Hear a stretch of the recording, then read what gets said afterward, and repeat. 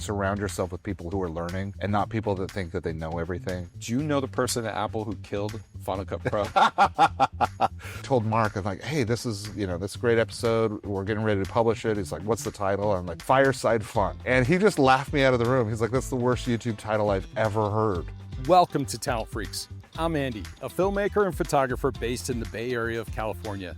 Today's guest is my friend, Luke Hale, head of media at CrunchLabs and a key architect behind the incredible success of Mark Rober's YouTube channel, a STEM and science education empire boasting over 70 million subscribers and more than 14 billion views. From his early days as a broadcast engineer to leading creative media strategy for one of the most innovative educational brands globally, Luke combines technical expertise, storytelling mastery, and data-driven experimentation to craft content that truly connects with diverse audiences around the world. Now, bringing Luke onto Talent Freaks is personally meaningful to me because he's a trusted friend whose honest feedback and genuine support have continuously inspired and energized me. Our conversations are always rich with insight and creativity, and this episode is no exception. We had so much fun doing this. But before we dive in, I want to take a quick moment here. I know some of you are finding this channel for the first time, and a lot of you probably haven't hit that subscribe button yet, and that's totally cool. But if you like what you hear, why not stick around and like, subscribe, hit that bell, and share with your friends.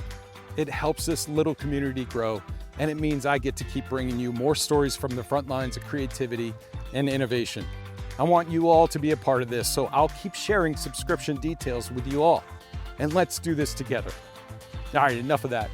Now let's meet Luke Hale. I'm really excited. Luke is here. Thanks for joining, Luke. So happy to be here. Awesome. Really am.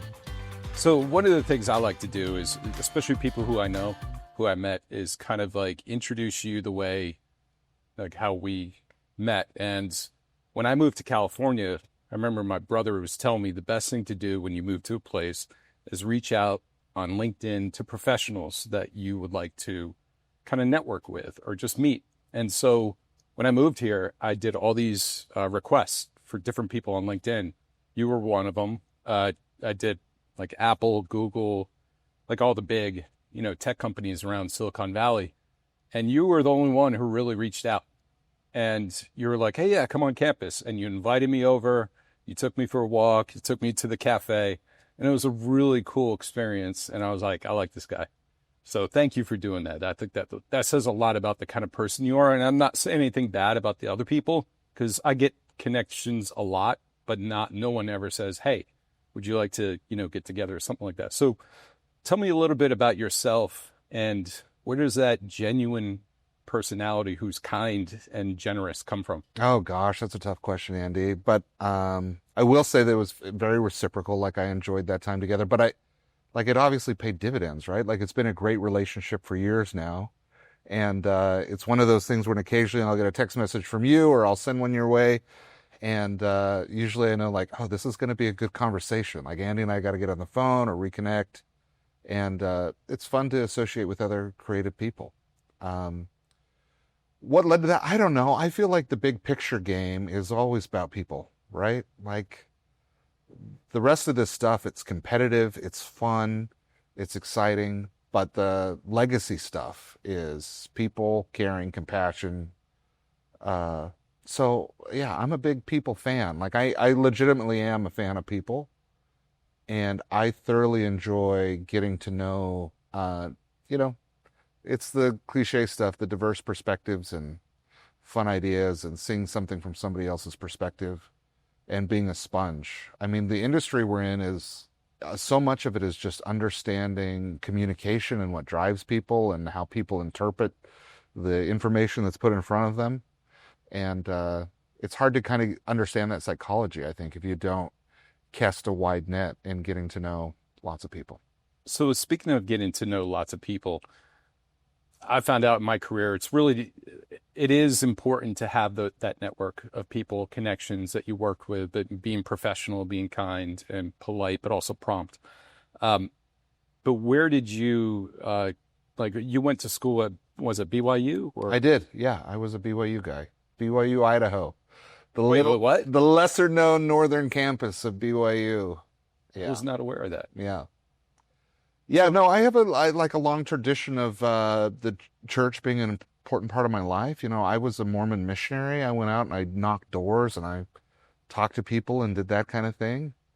And it feels like a lifetime ago, but honestly, those experiences build a lot of appreciation for people that are willing to, take time and have a conversation. And yeah, I mean, that is an important part of who I am and what made me. So to the extent that that had an impact on us connecting on LinkedIn and having an amazing lunch and developing a relationship and being able to talk creative for a long time, yeah, I think it probably did have some impact. Nice. And how did you get in? How did you get into this industry? Like, what were the connections? Was it through school? Where did you go? And what was the program like?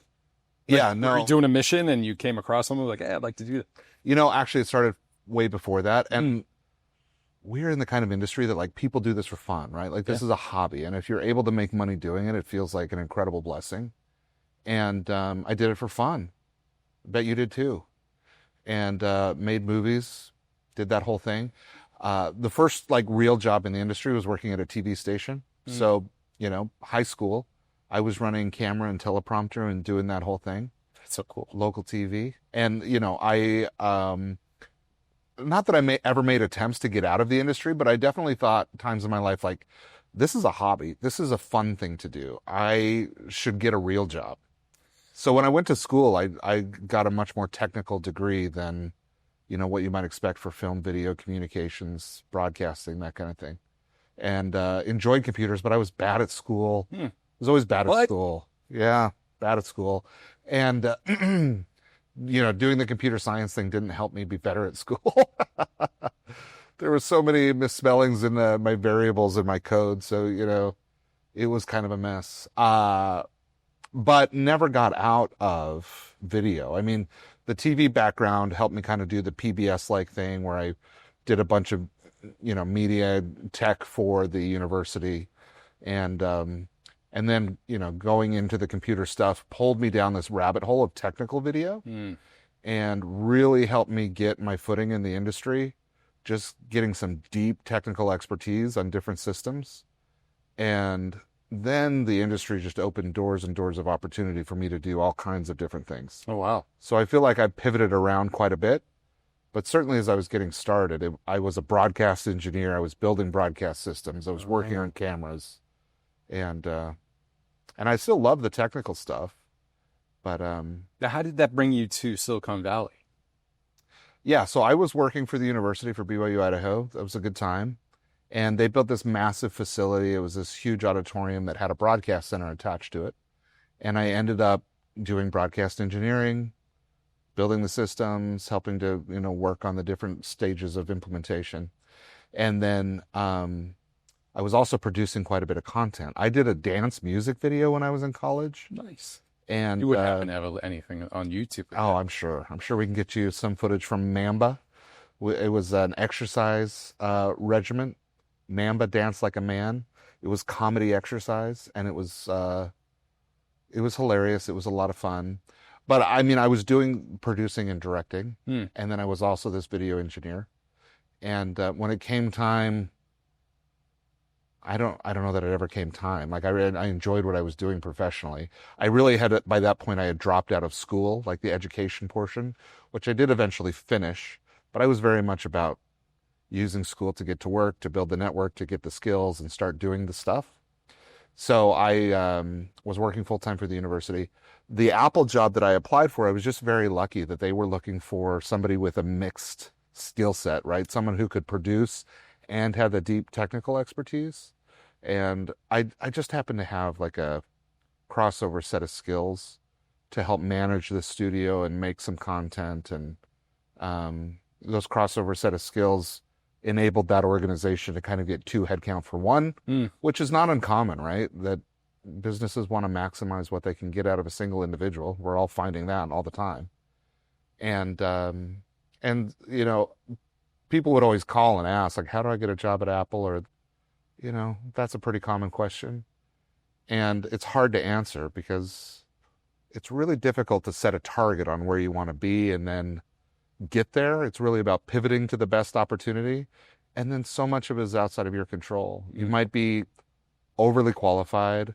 It's right place, right time, right people, people who know you, people who've taken the time to view your resume. That's hard. Getting to know the hiring team, that's hard. Like all those steps are hard, which is why, if you're not really happy with where you're at, it takes a lot of time and effort to try and pivot and find something. And I just think that that's been amplified in the industry. The industry has a really significant cold start problem, to just jump in with people that love it and are studying it.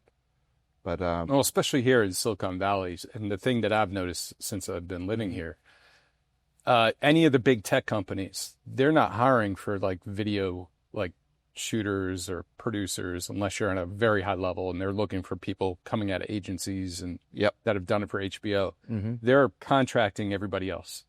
And for someone who doesn't have a job, that's great. But if you have a job, you can't pivot into that position. Really hard. Yeah. And there have been opportunities that have come to me and I'm like, I can't do it.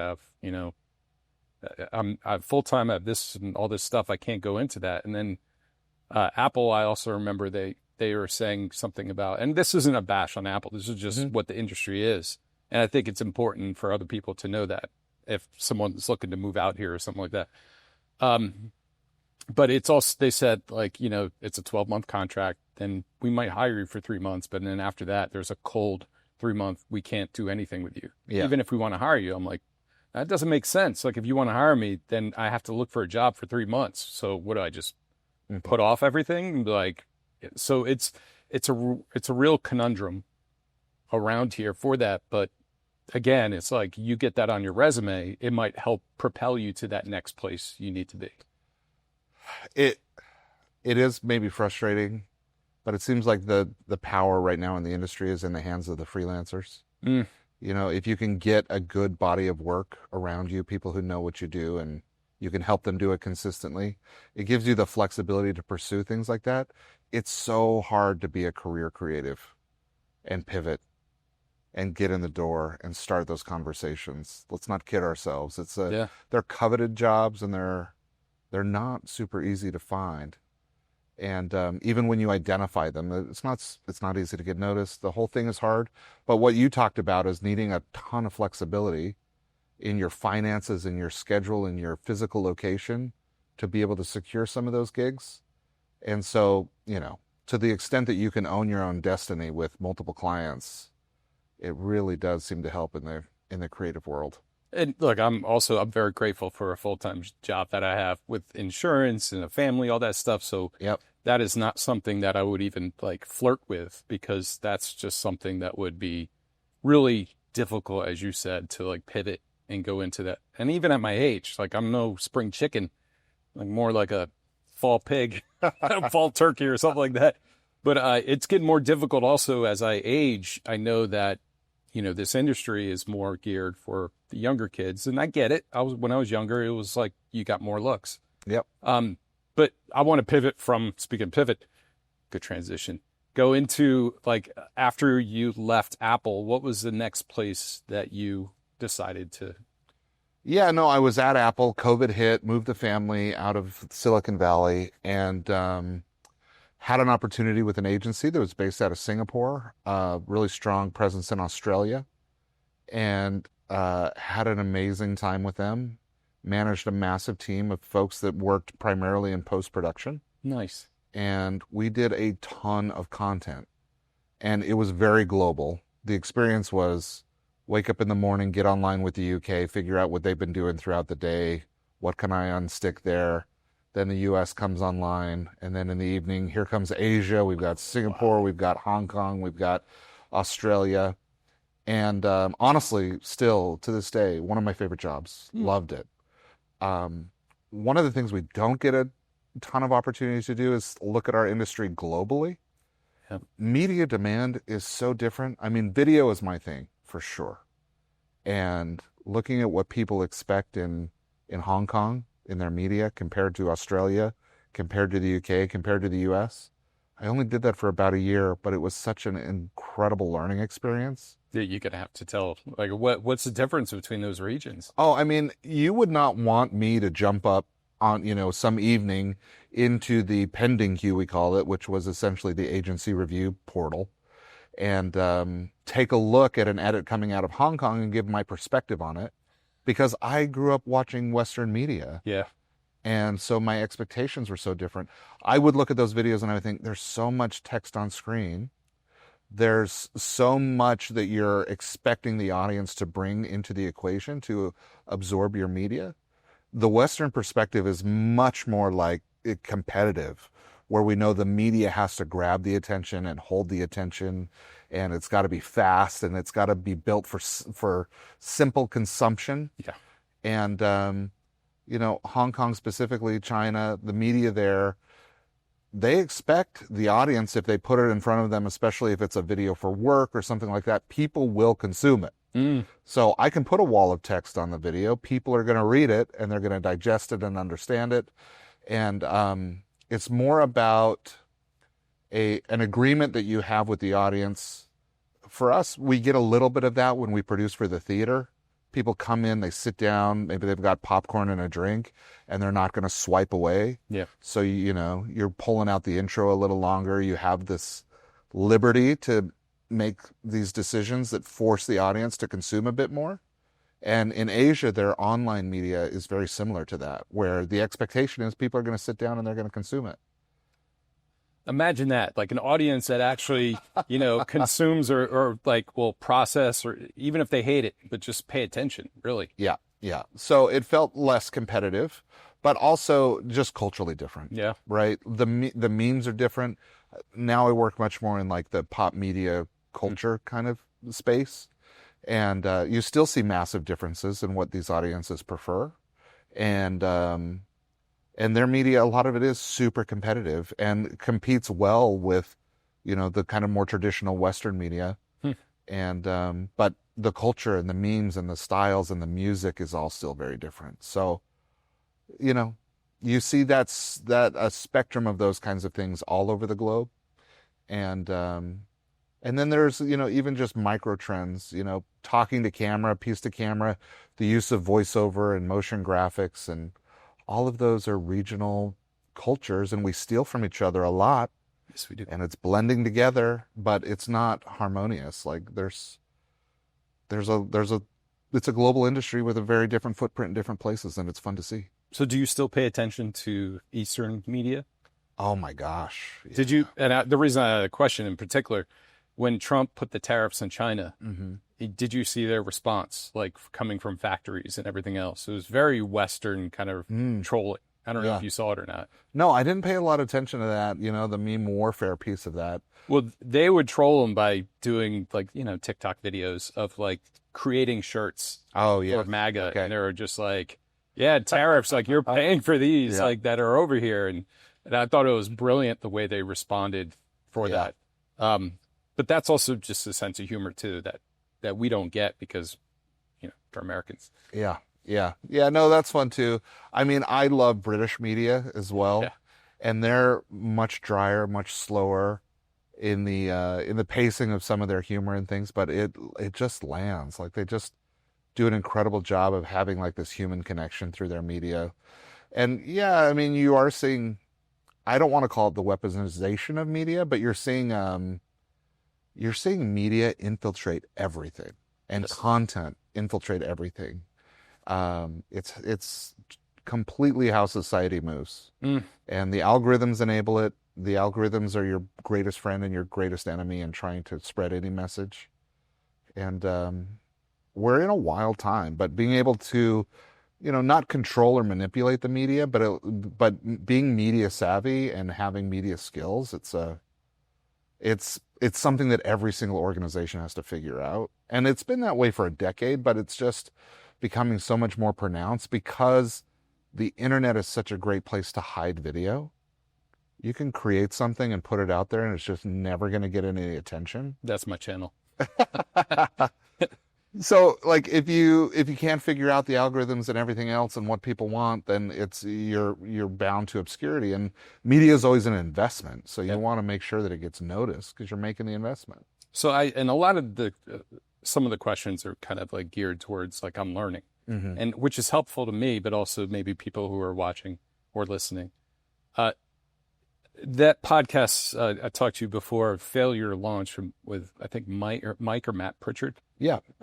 You were talking about algorithms, like, and talking about so many different ways of media getting consumed, but also knowing it. And one of the things I did before I started the video podcast, Talent Freaks, I rebranded all my old episodes, and I started from 2005.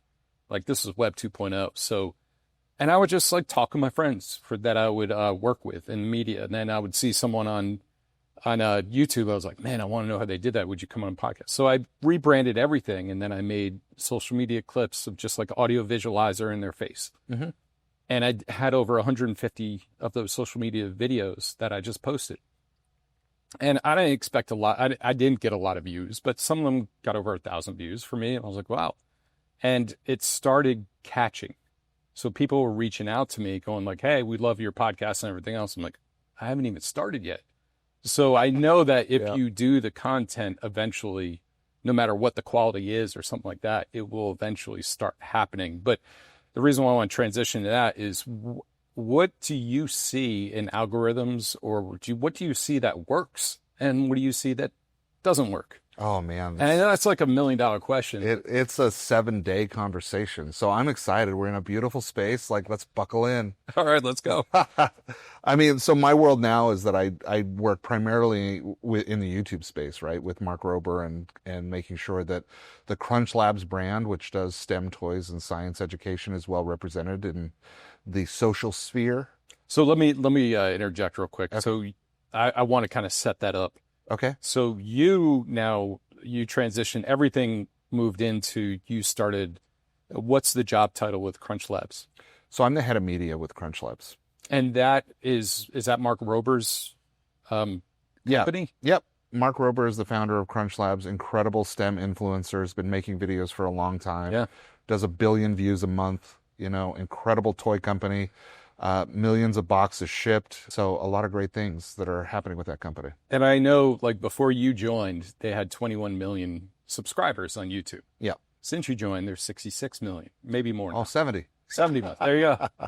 That's amazing. Yeah, and then the cold start on the CrunchLabs brand as well, which just hit 2 million subscribers, which honestly is just as challenging of a journey, to go from 0 to 2 million as it is to go from 21 million to 70.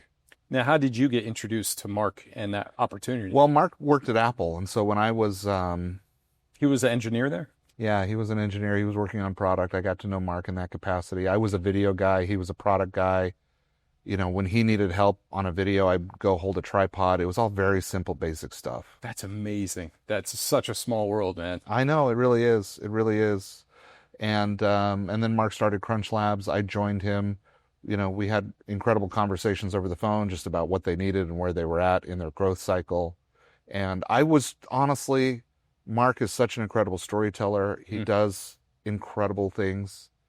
And to be able to be one of the people that was just in his mind of this guy knows something about video was a huge blessing, Wow. And that's just right time, right place, right exposure kind of thing. It's, making sure you take all those lunch meetings and respond to LinkedIn requests and get to know people that are in your sphere. So yeah, I joined Mark, and CrunchLabs was really young, and it's been insane to just watch the growth of the brand and the channel. And I'm really happy. We just announced a show with Netflix, and we're doing work with Samsung TV. And of course, social continues to dominate how we try and get oxygen for the messages that we want to share and the brand work we want to do. That's amazing, man. Thank you. I mean, congratulations on that. That's yeah, no, great. thank you. And obviously, it's about Mark and it's about the team. And, there's a lot of us now that are working to make this happen. And the thing that I see people struggle with sometimes at CrunchLabs is they get so attached to a part of their job And 6 months later, they're not doing it anymore because the company's twice the size that it was 6 months ago. Oh, wow. And so you've got all these new people that are coming in. So I feel like my time at CrunchLabs, my role has gone from this to like this. And I'm way more of like a subject matter expert now on this. But I still miss some of the things that I had before. But I love being able to go deep in these things. And it's like being in a young, growing company and a young, growing culture has like a ton of really intense challenges and incredible upside. Like, just, it's riding a roller coaster. And it's so different than when I was at Apple, which was so much more steady and consistent and predictable. And, the wife knew when she could expect me to come home at the end of the day, that kind of a scenario. But also my responsibility was like this big. Yeah. We just didn't pivot that fast. Got paid very well to be an expertise in one little thing. But to be at a young startup that's making a lot of moves, you do something and then you see the ripple effect of that throughout the market. And that's just incredibly rewarding to feel like you kind of can, apply some pressure and move some things and it'll go in a certain direction. And you can try a hypothesis and see if they work and see if they grow the business and the channel. And that's such an amazing place to have those kind of conversations or experiments, really. Like you could do a 2-minute video and put it on his channel, and see if it works. And if it does, let's move forward with a bigger. And I don't know what's better. Sometimes you have a hypothesis and you put something together and you put it out on the internet, and it's never going to do what you expect it to do. It's going to overperform or underperform. And I just don't know which one I prefer. Like when it underperforms, there's a huge new opportunity for a new hypothesis and to figure out how you're going to adjust the work. And when it overperforms, you're just delighted. You're like, oh, especially when it's like you see the hypothesis working. If there's something specific you're trying to do in the data and you see that feedback loop and you see the audience comments and you realize that you had a positive impact in the way you were trying to, like that's so rewarding. But you got to love the victory and the defeat. Yeah. Or you're not in the game, which I know is just such a silly way to talk about our industry and what we do. But with YouTube specifically, there's so many levers to pull for performance and platform optimization and how to build your content that it feels like a game. It's like instant feedback all of the time for whatever you're doing. So with CrunchLabs, that's such an amazing opportunity. I love what you were saying about, not just opportunity, but how it grows and how you love the wins and the losses, which you don't really hear too many people. And I know this from working at a startup. Yep. I've made mistakes. Yep. And my boss was just like, look, we're a startup. We ask a lot from you. We're going to make mistakes. We learn from it and move forward. Whereas other places that are already rooted, you make a mistake, you're out. You're gone, especially at these high stake companies. So what are like some of your thinking, or what do you bring to CrunchLabs as far as seeing opportunities or seeing new developments for what you're doing in video production? Like you're saying, doing, these wins and losses and hypotheses. How often do you get chances to come up with a hypothesis, this is going to work or that? Well, I work on the media side of the business. Sure. So really when I started at CrunchLabs, because it was such a small company, it was about production and editors and everything that you need to make media happen. And now it's much more focused on, okay, how do we get the widest possible distribution? And so that's what I spend a lot of time thinking about and considering, how would you A/B test a title for a video and the impact that it might have and how you might need to change what is in the edit or what isn't in the edit based on that title. To what extent can you make the title clickable? Or, I would never use the term clickbait because, clickbait in my mind infers that you're not going to fulfill the promise. Yeah, but that's also kind of like yellow journalism. I'm going to put that out there. But you already have that huge audience, so it's not really clickbait because everyone loves it. So I guess it would be clickbait. Well, it's really how much can you sensationalize something? Okay, so without you, like I said, you have to fulfill the promise of whatever. The part that I love about YouTube is you get like a picture and 54 characters to communicate to someone why they should spend their time on that video. And there's, it is that. It's also the channel logo. People obviously have a ton of trust in certain channels. It's the total view count and the duration of the video. I know there's other pieces of metadata, but really as a creator, like what you get to really influence is 54 characters and a picture. And so, we spend a lot of time thinking about those things. So what are the 54 characters in the picture? The title of the video. Oh, they've grown. Yeah, I mean, It's like now 102, I think. yeah, no, you can put a lot more out there, but we think about 54 because we think about how the title shows up across all kinds of different interfaces. You're planning for the TV, you're planning for mobile, you're planning for different device types.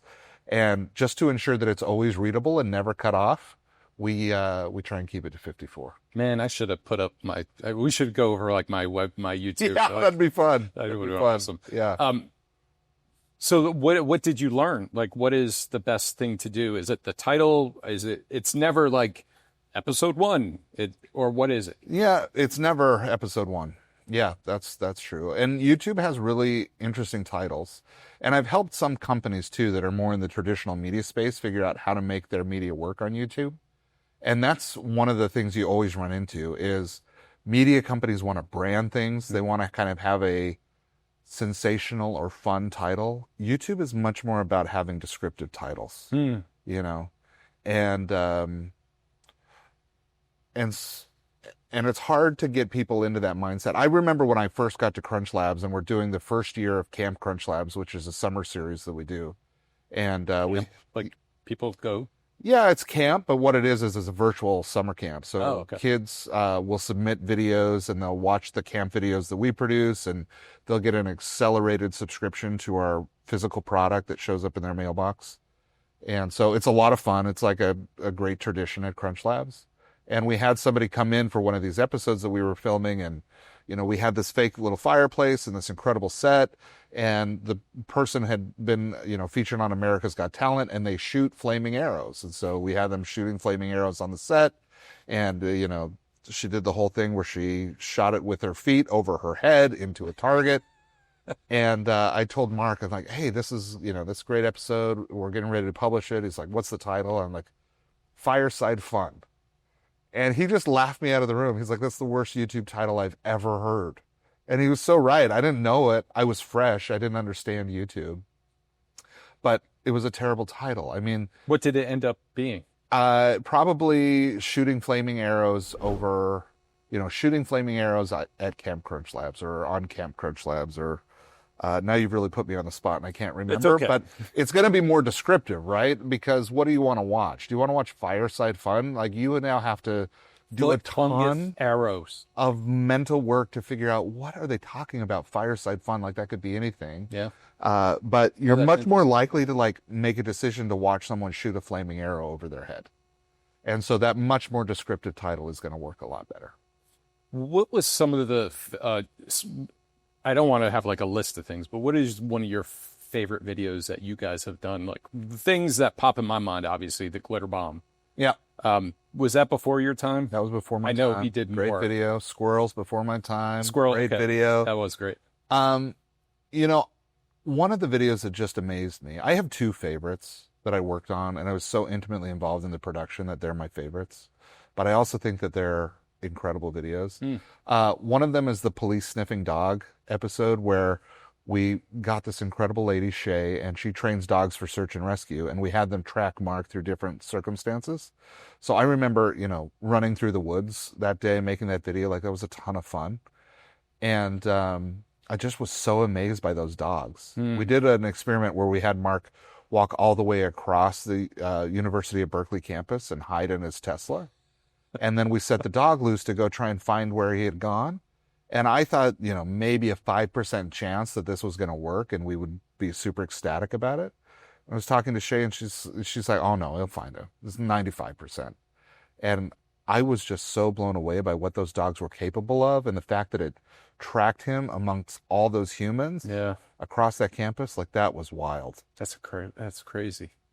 Second favorite, I built the world's smallest Nerf gun. And we actually folded a Nerf gun out of DNA, working with a gentleman named Palov down at the Salk Institute in San Diego. So anyway, we started with a regular size Nerf gun and we just kept scaling it down 10x until we folded a teeny little Nerf gun out of DNA, which inspired some crazy results, like outside of the video, which was fun to watch. Like the way that it helped Pavlov continue his research and get momentum around what he was studying, and just getting more brains on board. And then also the way that people started thinking about, like, what if there was a Nerf gun made out of DNA? Like, what could you inject? Could you inject a cell with other DNA? Like, what would a DNA delivery device do for the world? It's like it might be actually really impactful. So it's just fun to think a really wild, silly question like, how small can you make a Nerf gun, and meet all of these incredible science minds and see what they do with that. And So tell me, how did you visualize that? Like, was it through a microscope? Like, it's too small to see. It's too small to see. And go watch the video. It's Okay. the coolest thing ever. They use it's a form of electron microscope, and this is where you're going to become so clear that I'm not the science guy. But essentially, they bounce a beam off of. It's like think of it as a record player needle that drags across a piece of DNA as it's folded, and occasionally it's lifted and occasionally it's flat. oh my God. And so as you pull it across, you start to build an image of what is actually under the scanning device. Okay. So it's not a visual process of taking light. It's more of a physical process of understanding exactly what is there at that level and finding things like light that can interact at that level. Way over my head, but very cool. And I mean, this is the beauty of like the person that you're working with, like how Yeah. creative. And it's not just about science. It's also about like bringing other aspects of science into it and also helping. I know he's big at helping others, and I know that's a big part of who you are as well. And the reason why I say that, I don't know like specifics, but there was one, you showed me a video that you did for a company, and it was about a product where it was never shown, but it was about like people using the product and helping them. So I saw the storytelling, which is something I really, that's what I love to do, is tell it through people using it and why it Yeah. affects them and how it affects them, rather than about the product itself. Yep. Story. Story, but it's also like an emotional story too, where you're like they didn't talk about the product. That's when it's like beautiful. So how does that come into Mark, what he's doing with his YouTube channel? And it's not all the time, but I know he does have some things like that. It's hard to turn on a strong sell for science and make it clickable. And there are some channels that do it incredibly well, like Veritasium, one of my favorite channels, incredible creators over there. They make a hard pitch for science, and they do such a great job of communicating it that you just want to absorb all of it. And that's one way to do it. And, we tend to aim for a full family demographic, and that means we got to scoop up the little ones too and make sure that they're totally interested. And we kind of consider that process hiding the vegetables. These are like really intense science stories, Yeah. but they're hidden in incredibly fun things like, the world's smallest Nerf gun. And there's just incredible ways to learn about the scientific method, which impacts our physical world around us by exploration and storytelling. And one of the interesting things about being in production and transitioning from companies like Apple to a YouTube channel is they spend their money so differently. It's not that they don't spend money on production, but they spend money on the story. I think people realize that a lot of YouTubers are running around with, iPhones and filming in all kinds of really simple ways. And that's really true, but a lot of them are spending a lot of money on developing incredible stories. So Mr. Beast might do that with putting someone in a gym until they've lost 100 pounds and, putting groups of people out into the wilderness and watching them survive. All of those stunts are really significant financial investments. Yeah. And that is true on our productions too. We might not spend the same amount on production infrastructure as a company like Apple or a big production company, but the money is spent on doing something really cool that ends up being a really cool story, and that's what we end up talking about. So we pay for the story, really. And the story is it's an idea that's birthed into existence by, us wanting to hide the vegetables and get people interested in a different scientific idea. I want to just touch base on Apple because it triggered me. Yeah. I had someone at one of the places I work tell me, he said, think like Apple. Mm-hmm. I go, okay, what's my budget? He's like, 5,000. I said, I need that's not thinking like Apple. And the reason why I bring that up is because Apple, when they do things, it's hot, it's big, and it's top of the line. So if you could take me behind the curtain a little bit, it doesn't need to be detailed. Sure. But what does it take when they do those big productions? I mean, it's exactly what you might expect. It's a lot of agency partners. It's a lot of people with a really specific focus, bringing that to the party and being really good at one thing, and then collecting enough people that are really good at one thing that the total output is spectacular. Just like with any production, you're only as good as your weakest skill. So you might be an incredible cinematographer, but if you can't edit, you're going to end up with a disaster. If you can't storytell, you're going to end up with a disaster. So you can compensate for that by adding more people. And that is the Apple method. It is get the best expert in the world at this one thing. Makes sense. Yeah. So let me, what would you, look at this camera, I want you, Yeah. What would the name of this episode title be? Oh gosh, okay. So I'm trying to think who is the audience, right? And it's probably going to be other creative professionals that are developing their career in creative, or they've had a long career and they just appreciate hearing another person's perspective on, how to go through the process of living within the chaos of media and creation and everything that we deal with. And so if those are the people that I want clicking on this video, then what is the question that's going to be in their mind when they're scrolling the homepage of YouTube, which is probably where they're going to see this? I love you, Andy, and a lot of people do. And those people who love you dearly are going to navigate to your channel page and they're going to click on this video because they love you. But a larger group of people are going to be recommended this video by the algorithm. They're going to get it through one of the many discovery methods that YouTube has put together. And I think it's probably going to be homepage recommendations and related videos. And so I suspect you're going to show up next to content that is tutorial driven for creatives or other content about creative careers. So I would think about what is the question that people are going to want answered so badly that they have to click on this video.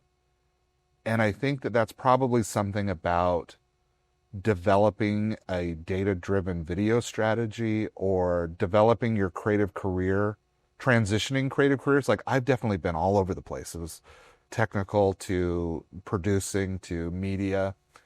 So I would think probably the process for developing your creative career is probably what I would go with. Nice. Yeah. Yeah. But also now you have to deliver on that promise if that's what you're going to call it. And so I would think that the other thing you need to do is you need to think about, okay, what am I calling this video? How do I format the intro so that in the first immediate interaction with the video, people know what is the promise that I'm going to deliver on. So if you make a promise in the title about developing your creative career, and then people click it and they come into you doing a long introduction about me and my career, they're probably going to click away. You're going to get a lower average view duration, and YouTube is going to realize it can't trust you with people's time, and so it's not going to recommend it as much, and you're not going to show up on the homepage and everywhere else that you want to. So I would take that introduction, and rather than do an introduction in me, I would do an introduction about the question. So I would spend the opening of this video talking about developing creative careers is really difficult. Somebody who had a path, I don't know if it's interesting or not, but you probably should frame it as if it is interesting. Had an interesting path from, being very technical to going to Apple to becoming a producer to working in the YouTube space and being completely data driven. And so in this episode, we're going to learn all about how to drive data into your media strategy, and then also how to develop your career within creative and storytelling. Then you've made a promise to that audience. about what this video is going to be about. And then all of a sudden they can go into popcorn mode a little bit if that's interesting to them. But if it's not interesting to them, obviously they're out. And if you're ambiguous about what this video is going to do for them, they're going to be out too. So you get the picture. You're not going to get clicks from using my face because it's just not clickable. The title is going to be your great tool here. And then that intro of your video to like make a promise that people will exchange their time for, to hopefully grow your average view duration and make this sucker pop on YouTube. So what's your hypothesis? I know this isn't, part of that. Yeah. On what this video is going to do on YouTube. Well, a lot of it is developed by your channel success. So there's two groups of people. Young channel. It's a what? Young It's a channel? young channel. Yeah, that's going to have a huge impact. Like I said, it's easier to go from 20 million subscribers to 70 than from 0 to 1. But we're going to hypothesize about what this video is going to do on YouTube with that framing. Actually, no, I have more important questions. Okay. So I've got a hypothesis for you, but yeah. Okay, but we might come back to that. Yeah. So you brought up something that I definitely would love to talk to you about because it's something that I'm struggling with my channel. So, my friend and I, we did Often Awesome, the series, which won a Vimeo award and a Webby award for best web series. It was a documentary series. Yep. And we got a ton of hits and everything, success on Vimeo. Yep. So Vimeo gave us a 1-year professional subscription. We're like, this is great. And then Talent Freaks, a web series that I did, I put it on Vimeo and it was getting a lot of views and everything. And then the professional subscription ended. And they're like, hey, you want to pay $300 a year for this? I was like, no, I don't. Because I wasn't producing content. I wasn't putting stuff up there. And if I did, it might have been 1 or 2 things. And it just wasn't worth it for me. Yep. So they kind of hijacked. I like it, calling it like kidnapping, because they took down all the content and they're like, you pay us, we'll put it back up. I'm not mad at them. This happened years ago. Sure. And I was just like, well, that seems unfair. Like, I have a personal channel over its quota and it's still up. And they were like, yeah, you just have to pay. I was like, all right, I'll just put it on YouTube.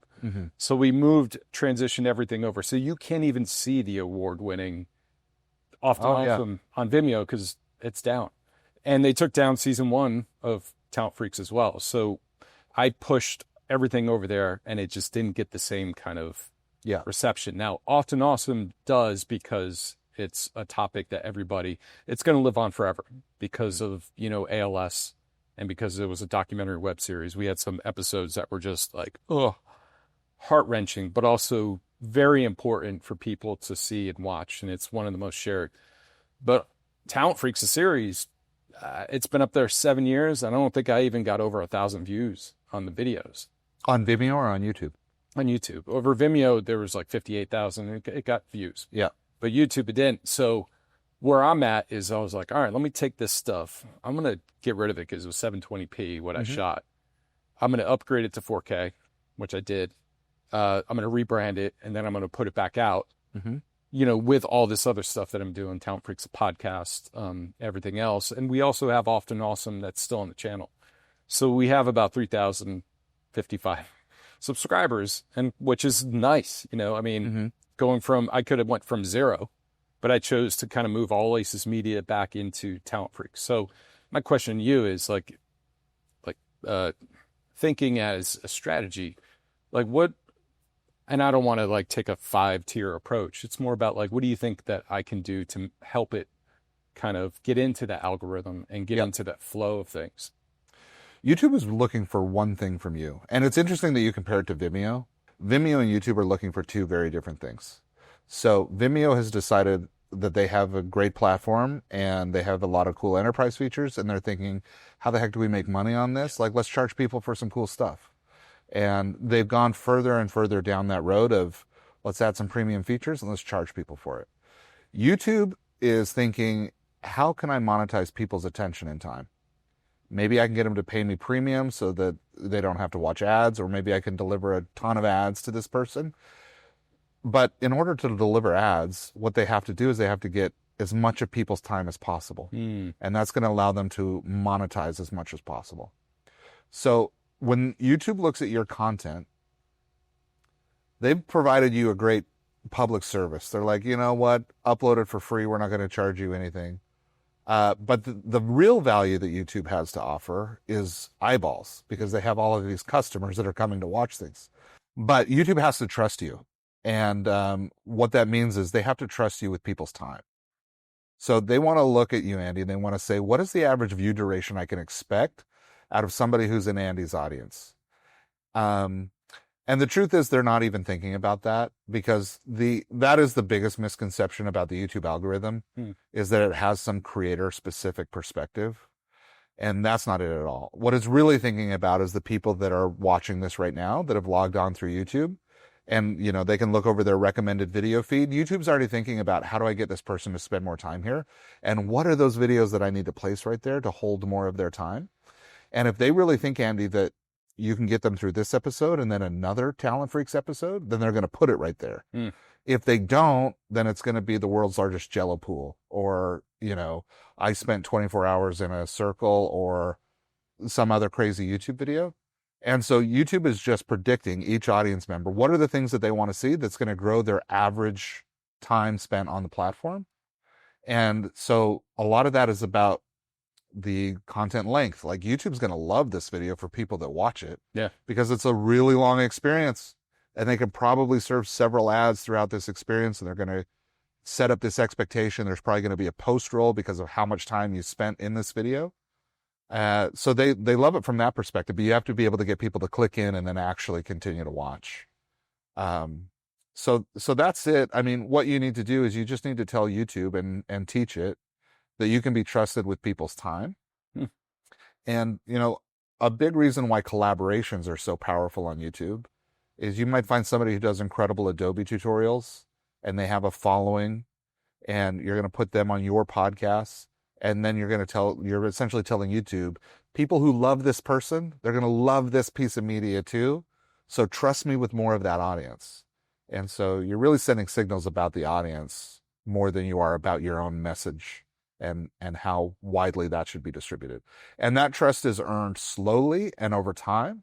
So there is a huge channel multiplier. Like, you might create an incredible video that has an incredible average view duration, but if it's on a brand new channel, it's going to take YouTube a long time to be like, okay, that video actually is a banger and we're going to send people there. You know, if you have a decade worth of videos that have done that consistently, YouTube's much more snappy about getting that video in front of people and saying, this is something that's going to hold someone's attention. Do you guys implement YouTube Shorts with the Yeah. Okay. Yeah, we do a lot. We do a custom YouTube short every week for each channel. So the CrunchLabs channel does have cut downs of longer YouTube videos, but what you're seeing on the Mark Rober channel is almost always created just to be an original piece of content for that month, to take some scientific principle and make it super fun and understandable, and hopefully grow some brand value around Mark and the CrunchLabs brand. And we try and make them super delightful. And right now we're in a place where super delightful, YouTube might mean that that's worth 20 million views, or it might think it's worth 80 in the first week. And it just kind of depends on how fast are people swiping away. Do they hit there and take some time to consume it, or are they gone fast? And if they take some time to consume it, YouTube's like, all right, let's find some more of those people that are gonna enjoy this thing. I want to dip back into your past a little bit with your podcast that you did. It was Video Production Daily. Yeah, loved it. Such a fun time in my life. It was so cool, listening to, because you pack so much useful information in such a short time. And the question I really had was more about, when you did this, did you interview somebody like 30 minutes and then just start chopping it down into different segments? Totally, I did. I mean, I was thinking at the time, how do I maintain a daily podcast? Yeah. Which eventually I broke and I didn't. And, you know, there's not been new episodes for a while. But it was find incredible guests, get them to talk about the 8 topics that I'm going to cover on the podcast for the next 8 weeks.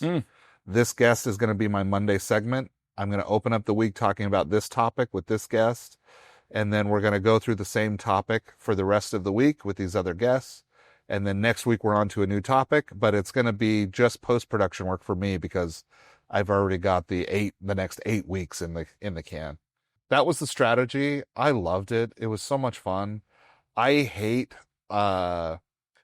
feeling like I wasted my time, You you did. know? Um, and so I tried to make it really valuable. I tried to really think about like, what are the things that I'm learning right now and how can I communicate them to other people in a way that might be useful?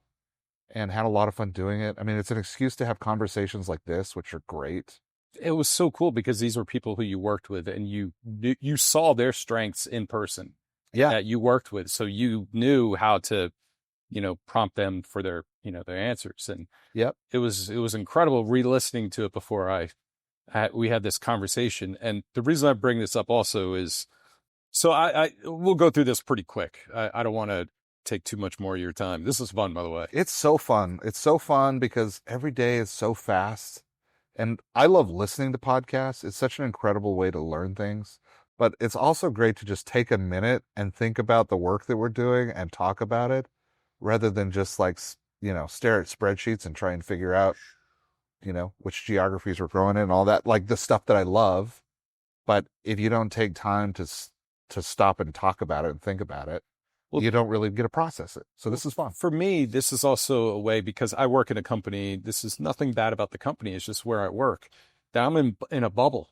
I don't have other creatives as far as video creatives that I work with. Yeah. So I don't have producers. I don't have executive producers. I don't have other editors or videographers. We do have a very talented motion graphics person in Portugal, but Cool. when I wake up, she's going to sleep. So it's tough for us to even have that kind of connection. One round of notes a day, huh? Yeah. I get that. So I work with one of the designers there, and we have some great conversations, but I miss those kind of because I want to learn. Like, I still feel like I'm young in this game, even though I'm blah, blah, blah. And Yeah. I still have this like hunger to learn. That's why I enjoy our conversations, is because you're doing it. You're out there doing those things. And honestly, I just want to shut up and just watch and be like, what can I do to help? Or what can I do to do these things? But so one of the things you said in failure to launch on that podcast, this was great. You said, don't trust any YouTube expert who says, I know everything about YouTube. Oh yeah. How did you come up with that? Or like, did you? I mean, that's just that? true. I mean, for one thing, YouTube changes so fast. Yeah.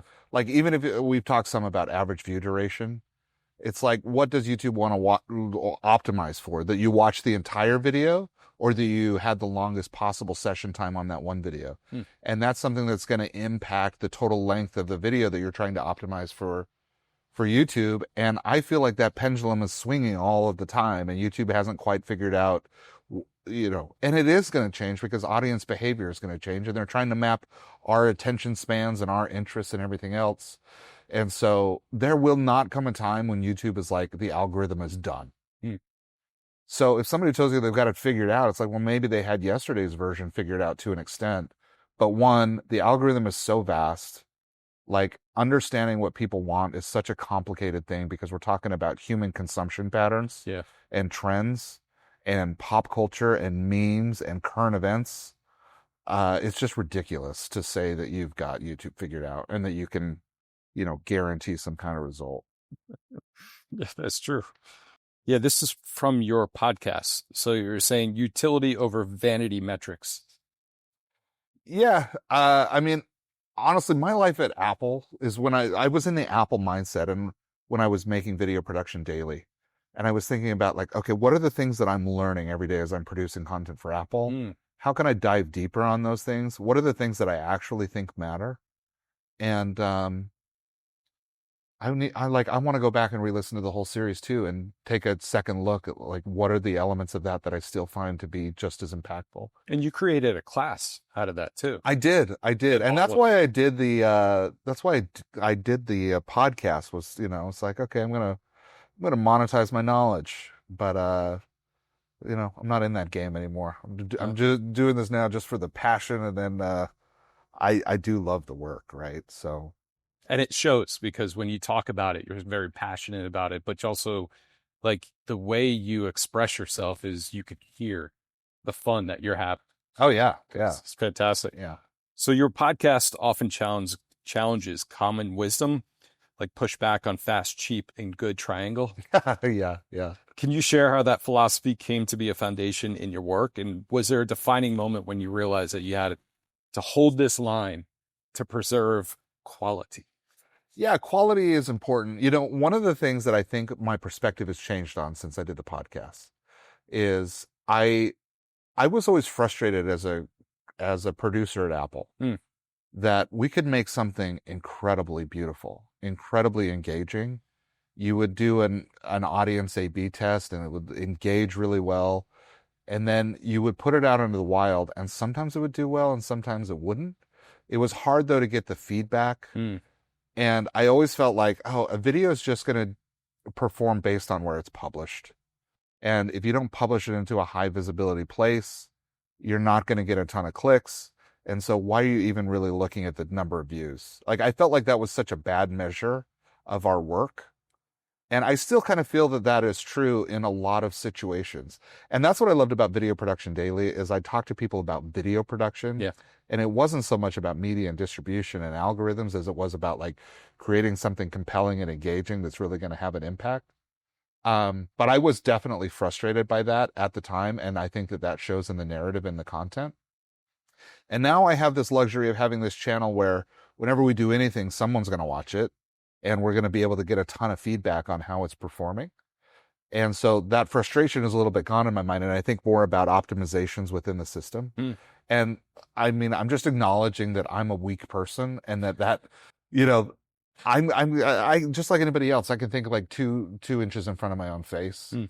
And, I understand both of those perspectives that like the algorithm is judging you for your performance, but, also having access to a place where you can actually publish and get eyeballs is going to give you a lot more data to play with and a lot better understanding of what you're actually doing.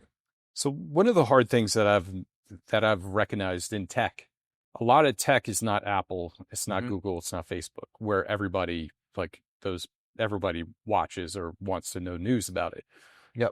How do companies that are not that are kind of like the backbones of, infrastructure, how do they get an audience? Because one of the things I've always had a conversation with like social media people, they're like, the views are this. And I'm like, we need more views. I'm like, but we only have a certain number audience. Like you guys have millions because of the entertainment, everything about it. Yep. But for, especially business to business, it's like expectations. I keep telling people we need to roll it back. And it's more about getting the right people rather than, how many views. Well, it totally is because you're working on a conversion funnel where closing the conversion funnel is a very high value interaction. So that makes a lot of sense. So you don't need the same conversion funnel that, you might need to run a consumer brand.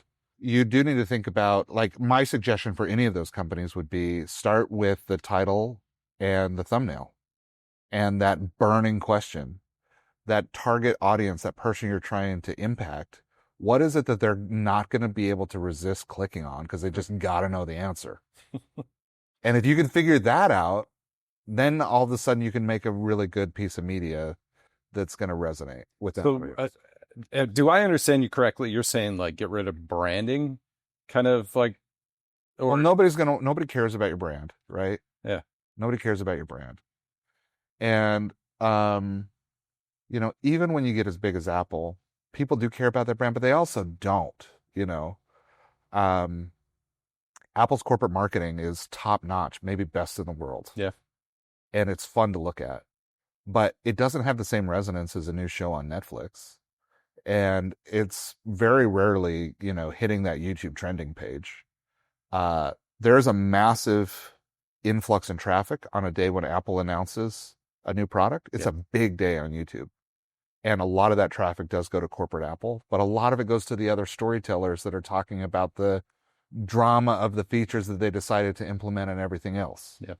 So I would say at the end of the day, it's really like you can't make decisions because you do think that people love your brand. Like that's just a surefire way to burn the ship, You've got to understand that these are people that want to hear stories and get excited and understand something better than their competition or their friends or the people that they have conversations with. And so you have to feed into that, you're feeding a human here, content, and that has to be taken into consideration. So do you think like brands need to kind of be a little bit more loose on YouTube? And I don't mean like, completely off the wall, but let's take, our website, for example. You take your website and you try to brand it towards your YouTube and make everything kind of like themes and, the kind of like organize it, make everything kind of sync. Yeah. So YouTube is different because the thumbnails at work are not Yeah. like that. Yeah, I think that there's oftentimes this creative tension in a company where you're like, let's get more loose. Mm. And I feel like that comes from talking way too much about how the brand is implemented, not what it stands for and not the stories that it tells. Like, gosh, if we really spend 2 weeks talking about this keynote and the fonts and the colors, like, we've just obviously wasted our own time, and our audience really is not going to care. Like, there's just not humans that are evaluating the font usage on one of your media properties versus another one. It's not happening. That is not what's driving the Reddit comments. And so we're really good at wasting time. And, and part of that is, like, I'll be honest, I don't know a lot of people that are really happy working at Apple or working in these big tech companies. And a big part of that is that these big tech companies, they go and they hire what they think are the best people in the world to do a very specific job. But you end up with like a role that's like this big, and you end up so well compensated that you feel like you can't go out into the market and do the work that you actually want to do. And like the first 90 days is amazing because you're being paid to be the expert in this one thing, and you can go so deep in your understanding. And then you get there and you understand it better, and you realize that if you go any deeper, there's no actual value to the people around you for you to know it better than you already know it today. And so you want to start to spread out this way instead of going deeper. And you realize, like, no, there's people on both sides of me that are doing that thing already, and they're going just as deep as I am. Mm. And so you hit this intellectual block where it's like, there's actually nothing more for me to do here, but where am I going to go? Because the money is coming in. And when I go look at other roles that I'm interested in, it's half the pay. And so you get this big career parking lot. And then you get people that get into management and they're going to stay there for 30 years because they're also making bank thinking about this little tiny piece of the company. And it's just not the kind of environment where creatives are usually very happy because they want to explore other things. So I have so many friends that I love that are still in tech. And I just am not jealous of what they're doing because oftentimes they're just so confined by the being paid so well, the parking lot. They might have a great manager or a terrible manager, but either way, that manager is probably going to be there for a long time and there's not a ton of upward progress. It's kind of a hard place to be. And it's like, it's hard to say that that's hard because these are people that are getting paid to do creative work and getting paid really well. But you have to acknowledge that, like, your happiness is partially driven by the impact you get to have on your work. 100%. And that is very different. So I don't know. I feel like if I was at a tech company right now, I'm like, the smaller the team, the better. And the more the opportunity there is to control more of what's going on, I think that from a creative perspective, leads to more long-term satisfaction. You said a lot there. But you know what? The grass is always greener. It's always greener. But it's also hard too, because and I know this from moving to California, I lived in South Carolina, which was pretty cheap. I mean, Charleston is not the cheap part of South Carolina, but it's a lot cheaper than here. And when I moved here, it's just like, oh, I do need this job to be able to live and be comfortable here. But then now I have a family and it's just like, oh, I need more. And then you start looking at more jobs and it kind of goes down this, rabbit hole. You are in Idaho, which is not as expensive as here. Yeah. And so that must be wonderful to be able to have it also working for CrunchLabs. And I know you have a lot of friends and you've told me before you love this area. Like there's so much. I do. I love the Bay Area. We smacked like head first into that wall of COVID when it came through. And all of a sudden, my 3 kids are doing school from home. I'm doing work from home. And we live in an 1,100 square foot shoebox. Oh, geez. So it's like, well, let's get out of town. We've got a place in Idaho. Let's go live there. And that was a forcing function in our life because when Apple started talking about return to work, and like, I'm not returning to work, so let's go find new work, which is kind of one of those things that got me out of that cycle. Otherwise, I might still be there. Well, good. I'm glad that happened. Yeah. There's so many wonderful things have happened to I you. mean, I did jump out and make less money. There's no doubt. Like I did, but that forcing function led to satisfaction. Yeah, you're in a much better place. Yeah. And I just have a few questions here that I'd like to kind of Yeah, before of we course, ended of up. course. So what are the first three things a new YouTube or TikTok creator should focus on when they're starting their channel? Well, TikTok, YouTube are very different. Mm, Instagram's very different. I think that what people tell you when you're getting into social media is figure out what your niche is hmm and then make media that caters to people in that niche. And I think that that is true on Instagram and Facebook and Reddit, where you get these communities with people that go very deep. Mm. It's not true on YouTube. So the problem on YouTube is people often go too niche. Okay. And YouTube it's an entertainment platform, and it's about trying to get the biggest audience possible interested in something that you're talking about selling, whatever your niche might be. Like, there's no denying that we are in tech or that we're in science and engineering, the channels that I work on. But we're trying to make that messaging broadly applicable and interesting. So if you're getting started on YouTube, I would say quit trying to focus so much on your niche and try and think about what can I do that's just really interesting. Yeah. And that's better. Yeah, I know TikTok is a totally different thing.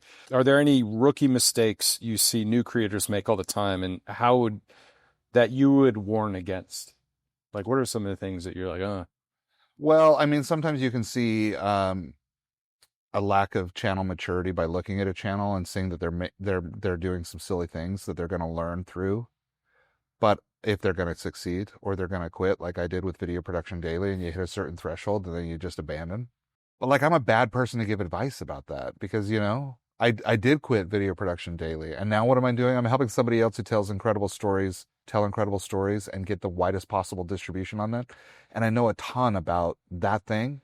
But the truth is, when you're trying to go from 0 to 1, I know very little about that. Like, Mark Rober did all that work himself in his house with a camera, and I'm grateful he did that. But he already had something that was really compounding by the time I got involved. So, um, and I've seen it all along. Like, was it Cleo Abrams? yeah, She's a journalist, but she talks about science. Yep. And so she took that background of hers about like understanding topics and knowing how to communicate it to people in a very entertaining way, and the edits are fantastic. So she had that down. And so to me, when I see Mark, Cleo, and a bunch of others, it's more about entertainment and communication, especially their specialty. It makes you want to learn.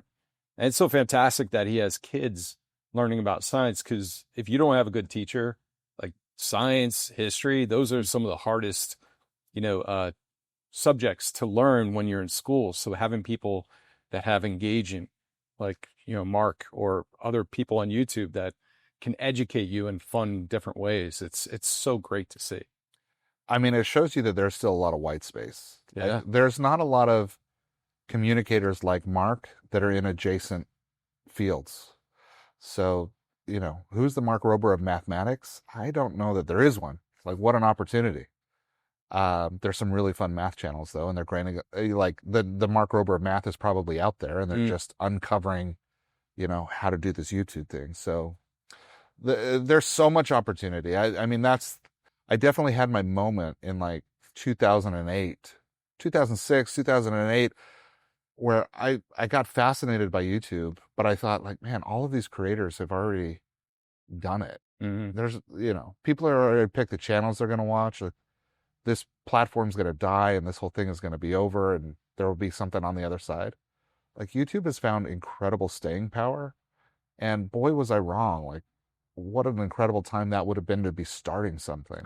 Yeah. And I'm sure that that's probably true today. I don't know what's going to happen with the platforms. It's impossible to predict, but Well, I could tell like your content, if it was video, would have been really, I think it would be very successful, because the niche as far as video production, like you talk about cameras or gear, it's such a big, even DaVinci and Final Cut Pro, all the ones have these specialists Yep. that do that. So what you were doing it wasn't on YouTube, but it was definitely like adding to like that education of video production. So I was learning from you because I was like, I need more guidance in mine because I don't have Oh, we all do, right? connections. We all do. I mean, there's the learners and there's the knowers, and the knowers don't know as much as they think that they do.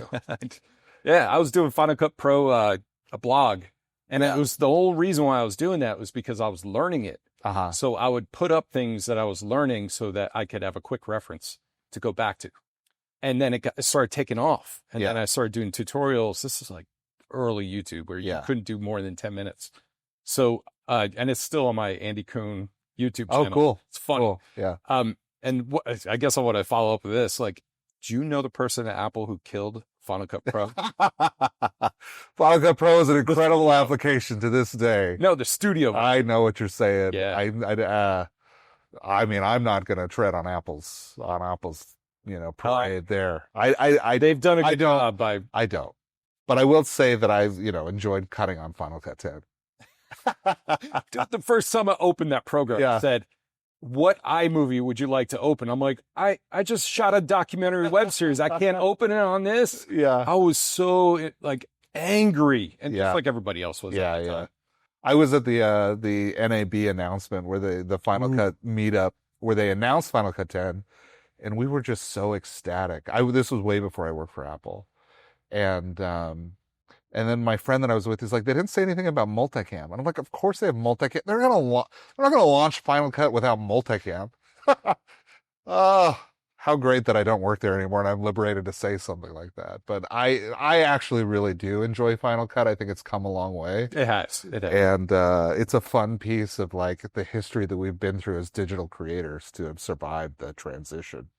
I'm a Da Vinci guy. I love that Nice. Black More and more Magic. people are really loving Da Vinci. Black Magic just gets it. Like as a filmmaker, like Mhm. even their software is just very simple and like easy to use, and it makes sense. Yeah. Their products are so like their menu system are incredible. I have Sony cameras, so but I love how they design their products. And the reason why I have Sony cameras is because their autofocus is just off the charts. Oh, cool. Yeah. And if I'm a sole video person, like running around doing stuff, I need that. Yeah. Because I'm looking all over the place trying to figure out what's going on. So I need as much help as possible. But if it's going to be, a set and everything else, then I would look towards like Blackmagic or Arri or Yeah. maybe a Burano or Sony. But You know what I love though? I love that you're a voracious learner, And those are the people that you want to surround yourself with, especially now, like media is changing so fast. The rate of change is accelerating. I think we've known that it's been changing for a long time, you know. I think a lot of us that were in like the video world were really skeptical of the DSLRs and the iPhones. oh boy. Boy, were we just like laughing and pointing fingers until we realized like, no, this entire industry is going to turn itself completely on its head in 7 years. Yeah. And then it was 7 months, and now it's like 7 days. So people who know what they're doing are just getting left behind so fast. Well, it's interesting because these cameras are Mhm. so freaking amazing, they look gorgeous. There's some young content creators that are shooting beautiful work. Yep. But the compositions and the way it's shot is not correct as a filmmaker, Yeah, what you sure. learn in school. Sure. And I see that and I'm like, oh, but you could learn that. That's easy. Yep. And I remember my first documentary I shot on an SVHS Yep. and I was learning on the fly, and it was it was a good documentary. The story I love, and even HBO was interested until they learned it was on SVHS. Yeah. And they were like, oh, no. Yeah, We yeah. can't use that. So You know what? At least it wasn't VHS, it was super. It was VHS. super. Yeah, yeah. Super. I mean, I remember doing tape to tape, and I just love the fact that that's where I started in school because it gives me some kind of roots in the legacy of this industry, which is it's fun to have that kind of connection. And this is a fun industry to work in. It is fun. It's like it's playing, Yeah. and we get to do that, get paid, and a lot of times the fun gets killed because people who are not involved in it, tell you how to do things, and it's Well, kinda that's, like, ooh. yeah, because it's so easy to give feedback on something that you can see and instantly consume. And so it just makes everybody an expert. And that is true of so many creative endeavors. People have an opinion. My biggest warning to anybody is if you work anywhere and someone comes to you and says, at my last job, I did it like this, or we did it like this, that is a warning. Yeah. Because they're trying to push that they're experts onto you. Yeah. Rather than having conversations and understanding, like going deep and pulling out those expertise. So I've had that happen multiple times in my career where I'm just like, oh boy. We're stumbling onto something here, and I have not articulated it well, but what I really think it is like surround yourself with people who are learning and not people that think that they know everything. Right. Because it's just, like I said, the more confident that they are, that they know the right way, the less likely it is that they're learning as they go and figuring it out. Like I'll tell you this story. No names. A creative director pulled. He is just like, Andy, this is not color corrected. You need to redo this. And I'm like, what are you saying? It's color corrected. And he goes, I used DaVinci. He's like, no, let me show you. And he shared like a screen grab. I'm like, where'd you get that? Before I said that, I said, okay, show me. Oh. So he took a screen grab, put it into Photoshop, and then started going into layers and then levels and all this stuff. And I'm like, what are you doing? Like, that's not color correct. That's for an image. He goes, look, I worked at Victoria's Secret. I used to do this all the time for their magazines. I'm like, I'm not doing a magazine. And then he goes, I go, well, wait a minute. Where did you get this clip? He's like, I got it on Dropbox. I'm like, I was like, did you just watch it on Dropbox? He goes, yeah. I go, well, they compress it so badly that the image is terrible. Why don't you download it and look at what it looks like? And he's like, oh. And then he did that. He's like, sorry. And yeah. I don't, look, I bring that up because it's a funny story. Yeah, yeah. And he's a good person, so I'm not going to smear his name. And that's the thing is like what I mentioned before, it's okay to tell me, like, I don't like the colors here. It's not matching. And it's like, all right, let's have that conversation and understand what you're looking for rather than trying to be that expert, like you were saying. Well, gosh, we started off this podcast talking about the human impact of people. And that is a challenging thing to be in this industry where it's feedback all the time, all day. And we are all so committed to doing incredible work, and we get so personally attached, and we start to connect our worth, our identity, everything that we love about ourselves to our work. And then we're inviting people in to come in and critique it. That's really hard. And I think that, that is the skill to try and figure out how to master. Like, how do you give people creative feedback without attacking them and making it productive? Well, if that was the case, I mean, they'd need a course, like when you go on onboarding, but they'll never do that. The other thing is, for me, and this is kind of like a sad thing to say, but working for companies or corporations in a media field, I've had so much feedback about like how to do things that I stopped like believing in my own kind of intuition. Yeah. And so now I pause when I do things and I'm like, just tell me what you want. I'll get it done. Because if someone comes to me and says, hey, put together this video, I do. And they go, no, I need it like this. I've heard that too many times where now I'm going like, tell me what you want and I'll get it done, because it's such a subjective, where I'm going to tell a story this way, but you're going to see it a different way. And it's never going to be the same. So it's like, let's get this on paper and try to get the best way possible. The problem often is, people look at us because we can create video and they assume that we can do it all or that we should do it all. And it's like, someone who's creating a fountain is somebody who's different than laying the pipes that is, bringing water into the city. Is different than someone who's laying the pipes to bring water into the fountain. And oftentimes, like, people don't know what really sucks is when you're a creative and you're on a team that has creative needs, but they don't align with what you provide as a creative. Like, that's a crappy situation. And I've been there before where my skills just aren't aligned with what they need in the role. And you're just kind of trying to muscle through it. Video is one thing to a lot of people. And the more you get into video, the more you realize it's like 1,000 things. And so when I tell people I edit or I work in video and I work for Mark Robert, they're like, oh, do you edit the videos? It's like, no, I don't do that. They're like, oh, do you shoot the videos? No, I don't do that either. And it's just impossible for them to understand, like, what is my niche and what do I do? And maybe some days I wake up and I think the same thing. What is my niche? What is it that I do? But, the closer you are to it, the more you understand the nuance, and the further removed you are from it, the more you think that everybody in this industry is a generalist. And so you've got to kind of identify who are the people you're taking feedback from too, because sometimes they're going to be way zoomed out and they're making tons of assumptions. Yeah. And sometimes you're working with somebody who knows exactly what you do. And if they know what you do and what you do well, like that's such a valuable working relationship. It's hard to find those. And you always want to keep them when you can create them. But we just never have the luxury of only working with those people that know what we do within this ecosystem.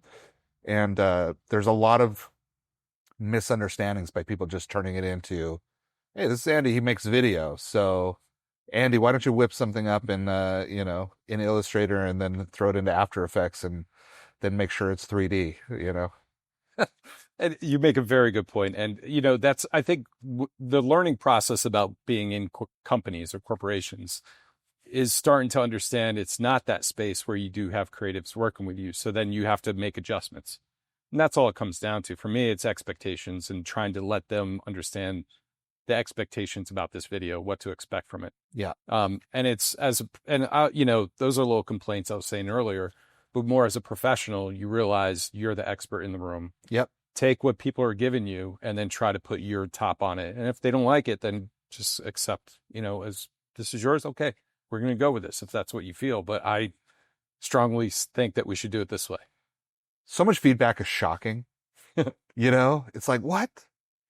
And then you realize that they came into the room with a completely different perspective than you, and they care about something completely different. And you're like really wanting to know about the storytelling or some other element of your edit. And they're really just thinking about how the font shows up on this particular product. And that's always interesting. Like, I think sometimes we psych ourselves out and we spend so much time trying to make decisions about important things.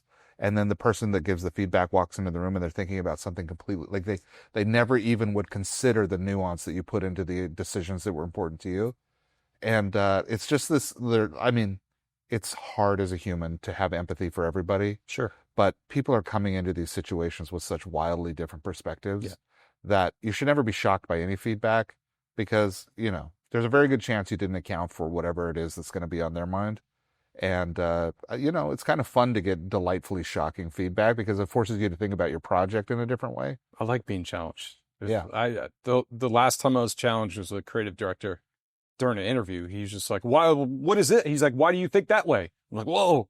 And it was like very confrontational. I was just like, "Whoa, all right, I got going." So yeah, I miss those kind of people that challenge and push you. Yeah. Most of the time it's like, we want it like this, get it done. Yeah. Kind of thing, and that's fine. These are fun questions, so hopefully, cool. Let's do it. If you could instantly become an expert at anything not related to video, what would it be? Oh, probably finance. I mean, that's such a selfish answer, right? Like, wouldn't that be amazing if I was just great at finance and money and You're stock not. trading? No. I left a pile of money to do a pile of fun creative work. So yeah, but that balance of like being in Idaho too is kind of like, I love my life. I love my family. I love the time we spend together. It's amazing. And but I also do really demanding work that takes a ton of my time, it does. And you're here with me when you could be with your family. yeah. Part of needing money is feeling bound to the work, and the work gets funner the less you feel bound to it. True. So it'd be great to know that thing. But there's so many fun things to learn and know and do that finance is a terrible, boring answer. But I mean, I'd love to be loaded, and I'm totally not. I love the honesty. That's awesome. What's the strangest thing you've ever Googled in the name of research for a project? Oh, man, it's getting more and more wild all the time. Like, there are so many things that are trending on YouTube that I think, how can you put a spin on that around, from our perspective? Mm-hmm. And so, like today it was like wave simulations. And so many people have done simulation videos on YouTube where they have some kind of physical destruction that's acted out in a digital space. And, I was just brainstorming on what of these crazy online digital simulations could we actually bring to life in reality. But I go down those really crazy rabbit holes all the time and just trying to, like, what are people clicking on? What are they interested in? And so, yeah, I mean, the Google searches are constantly getting more wild. And part of that is because media is getting a lot more competitive. Like Yeah. there's people that have done some really cool, big, crazy things, and it's not cool. It's not as easy to do a big, fun, cool, crazy thing and get attention Mm. as it used to be. Yeah, it's so true. All video editors have guilty pleasures. So what's your go-to snack in the edit bay? Oh man, I'm a salty, savory kind of guy. It sucks to eat potato chips though while you edit because it ends up with grease all over the keyboard. And I hate that. Like I'm a little bit obsessive about keeping it grease free and, having some of that like slime that you can use to clean the crumbs out of the keyboard. Like I like to have a clean keyboard. Yeah. So I try and keep the snacking out of the workstation. But gosh, like I'm a sucker for barbecue. I'm a sucker Mm. for potato chips, for French fries, and then diet soda. Like, there's a lot of things I shouldn't eat that I do. Tell me about it. Jeez. If a movie was made about your career, what would be titled? Titles. Here we go. And what genre would it be? The most boring guy in the room. That's probably what the movie would be called. And I love my job right now because I feel like every meeting is like an interesting podcast and an opportunity to learn something new and hear crazy people's perspective on something that I've never even thought about. A lot of that is coming when we talk to subject matter experts or we're fishing for stories. And I just always feel like I'm the boring guy in the room, but it's a cool room to be in. And they're fun conversations, and there's people all around me doing interesting work with big brains. So, like, this is a cool thing about being in video that I don't think people consider a lot is usually people are employing video creatives to tell about something cool that they're doing. And so maybe it's visiting a new data center or going to look at a new plant as things are coming online or being at an event, where the bigwigs are and they're talking about things that maybe you wouldn't be entitled to listen to if you weren't doing video. Like video gets you into some cool places. Absolutely. And so even if you're the most boring guy in the room, you get to be in some cool rooms. When I freelanced, it was cool. Like I was like flying airplanes and like different companies, learning about different things. It was so cool to do that kind of thing. Yeah. Yeah, that's awesome. What's a completely unrelated talent or party trick you have that most people don't know about? Oh, a lot of people have learned this about me that I have these massive calves. Like it's unbelievable, and they're incredibly contoured. Like I have this bald blob of a body, and then I've got these just killer legs. Like my legs are sexy, and my calves specifically are sexy. And I can do this thing where I just flex them until I get a Charlie horse, Oh, and man. then the whole thing just kind of goes nuts with a muscle cramp, the spasms. And it's this party trick that's gotten me a lot of attention. And my calves are kind of famous. And I've had people come up to me in public that I don't know and ask if they can see my calves. And that was a wild experience for me. That's awesome. Yeah. Thank you for sharing that. That's really cool. And what's your favorite way to unplug from content, screens, and production? Or do you? I unplug less and less, and I know that that's not healthy. But I love float trips down a river, getting in a raft, spending time outside. But I've got to be able to be back on Slack within 45 minutes or I start to get heart palpitations. Like I got to see how videos are performing, how things are going, who needs what's stuck that needs to be unstuck. Like I feel my whole life is just unsticking things for people. It's like, this script, this review, this feedback, this sponsor, messaging. Somebody needs something. And oftentimes I'm the facilitator of that. So I have a really hard time checking out because I always feel the need to check back in. You're the head. So it's hard. Yeah, it is. But I mean, the good news is I love that. But it's Yeah. also not super healthy, like when having a family and feeling like you need to always be connected digitally. I don't manage it well. Mm. I wish that I did. That'd be cool. Thank you. Yeah. Yes. You have 1 hour to make a video about any random topic. What quirky subject would you pick? Gosh, probably football. I do love American football. What's your team? I'm a Denver Broncos fan. Yep. My dad's from Denver. Sports is funny because like people can appreciate the fact that you like a professional sports team. And then if they are also a fan of the NFL, then you tell them who your team is and then you're rivals. So you're actually two very similar people, but because you like the same thing, but you like different versions of it, you're now enemies. That's the conundrum with sports, but it's fun. So Competition is fun. it's funny you said that because I grew up in the New Jersey area, New York, Uh-huh. New Jersey area. So I grew up with either the Jets or the Giants. Oh yeah. I chose the Jets, Uh-huh. and it has not been a fun. Just the last time they were in the playoffs, I was 36. I'm 51 right now. Like it's long enough. It's Yeah. tiring. So I love football. I just love the game because if you have one, like I love offensive line. Like it's like the biggest chest. Yeah. Or chest, not chest. It's the biggest. Those guys have huge chests. Like, let's be real. They're But wide. it's amazing because if you have one guy who's terrible on the offensive line, it could kill the whole offense. I don't Yeah. care if you have a great running back or great receivers or even a good quarterback. So Yeah. it's I love the game. It's the violence sometimes is like, oh, but it's Yeah. also like, Gladiator, for it sure. is. It really is. But I'm going to change my answer because actually, if I can make a video about one thing, it would probably be barbecue. I mean, I do cook a lot of meat. It's like I smoke, I sear, if you need to marinate or, Yes. whatever. Yeah. Like if I had to start a YouTube channel and get some kind of following, that's probably what I would try and do. I'd follow you because I love barbecue. Such a passion. I moved to Sacramento during the pandemic and Uh-huh. I had a house, a Yeah. backyard. Like I was like, what? So I got a smoker Uh-huh. and it was fantastic. It's fun. It was amazing. The best food I've ever had, like made home. And now I live here. I can't even have a grill in the backyard. Yeah, that's tough. That's tough. Idaho, I tell you what, it's definitely legal. Yeah. Eh. It's the only kind of smoking that really is legal in Idaho. Yeah, well, there are positives here. Yeah.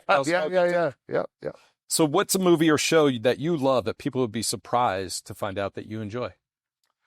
I like a lot of weird music. Like I just like all genres. Like most music just clicks for me. So I can turn just about anything on and enjoy it. And this, I love a good chick flick or a good drama, but I never want to watch them. I know what you mean. Never. But then when I go and I endure it, I turn it on, especially a good drama. It's like, wow, that was a really valuable use of time. I love human stories, but when I'm clicking through titles, I just want to watch action movies. It's like, show me some explosions. But I love a good drama. What are some of your favorite movies?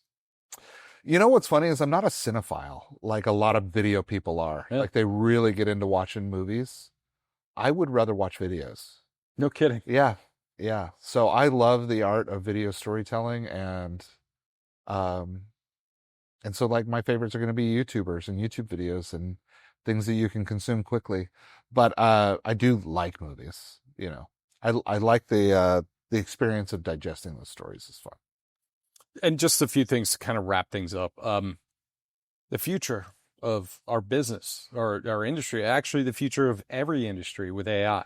Yeah. I was on a podcast with the CMO who at the company I'm at right now, and he was being interviewed about AI, and he's an expert in it because we do databases. And then they brought me in for the perspective of video. Well, I don't even use. So he was asking me, and I'm like, well, I was like, it still has a long way to go because you can't really tell a narrative with it. Because right now it's like if you do one scene, it gives you 10 seconds, and then you have to do another scene, and you can't match like certain things, continuity. Then a week later, like VO3 comes out. It's just like, what just happened? Mm-hmm. So, and I'm following a guy on LinkedIn who I hope to get on the podcast. I think he works for Luma AI, and he does a fantastic job of showcasing what they could do. So he'll be like this. He'll just be riding this, and then up top, it'll show him on a horse. Cool. Or he'll be at a beach, and like the beach house for lifeguards will become like a helicopter. All these like things that he's making them was just like, oh my gosh. Like it's incredible what's happening. Have you felt any of that effect? I mean, you're working with Mark, so yeah, no, I mean, yeah, I get terrified about what it means for my kids and having meaningful employment I know that there's like in the news cycle right now, which might not be as relevant when this video comes out, but there's a lot of talk that AI has been overhyped and the markets are reacting negatively because, they're wondering if companies aren't going to get the return on investment in AI that everybody was anticipating. But it's changing the game. And we're going to get to the point where the media infrastructure around creators disappears. It's going to be people creating stuff and distributing it. I still think that there is going to be people involved in the storytelling, at least a person. But like roles like mine may very well go away, uh, because I think that it's going to be more and more about a person who has an idea and they have a computer and they have all the tools that they need to tell a complete story, to make all of the music, to do all of the script writing, to do all of the visuals, and to publish that and represent a studio of one. And I think we're just not very far away from that. You're already seeing it, and that's what I think that that's what it's going to turn into. Yeah, I agree. I just someone connected on LinkedIn, and he works for a media. He owns a media company in LA, and he was talking to me about like coming into our company to do things, and I was just like, sorry, we have no budget, but I'd be happy to have a conversation. And he shared a video with me about AI and about it's like 2027. Like most people say 2030, something major is going to happen. And a lot of conversations I've heard from where I work with all developers and founders of other software products are talking about 2030 is going to be a big deal where professionals are going to be not just being laid off, but their jobs are going to be taken away because everything that they do is easily do. But you do need that human element to check because because of hallucinations or things that aren't 100%. But if you go to a doctor and, you have a doctor that has access to AI, I'd rather go to that doctor because it's my health. Like you could scan my x-ray and be like, this is what's happening. This is what it means. I need that doctor to double check. But, it could find things where a doctor just look and be like, or a radiologist or something. So it's really scary. And the last thing I'll talk about is I was watching Diary of a CEO. I love that show. Yeah, great podcast. And he had Eric Weinstein on there, mathematician, big brain, huge. And he was fascinating. At first, I didn't like him, but then the more I listened, I was like, man, it's incredible what he's saying. He said something very simple. He's like, yeah, we're all doing LLMs. Like everything that I know, everything that you know is something from somebody else that already knows. So we're doing the same thing. He's like, what I want to experience is beyond the LLMs, like space, all these other things that we haven't explored that we can. That's where we fill in the gaps of making mistakes and understanding what we're going to do and all those things. And it's been in my brain ever since then. Going like, man, I'm just repeating what somebody else has said over and over again, whether it's in video or it's in philosophy or if it's politics or anything else. So what's the difference between AI that's scrolling through all these thoughts and me? Obviously I have feelings and everything else, emotions. So it blew me away, and I'm still trying to kind of like comprehend really what that means, not just for us, but everything in general. Yeah, I mean, there's a lot to explore. And I think that a fundamental piece of what you're describing is that there's a ton of work to do. Yeah. I'm not worried about work disappearing because the human experience needs to be elevated. And my life is pretty good, but it could be better. And there's a lot of people out there who, are not having an incredible experience. Their lives need to be elevated. There's a lot of work to do in order to make that happen. And I think what we struggle with is all of our financial systems and our economy and everything is built around us doing that in a specific way.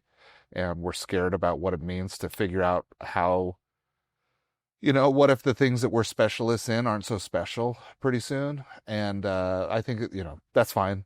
We can navigate and figure that out. But fundamentally, if you go down, a layer below how we've organized ourselves currently, there's absolutely a massive need for work and productivity and help and ideas.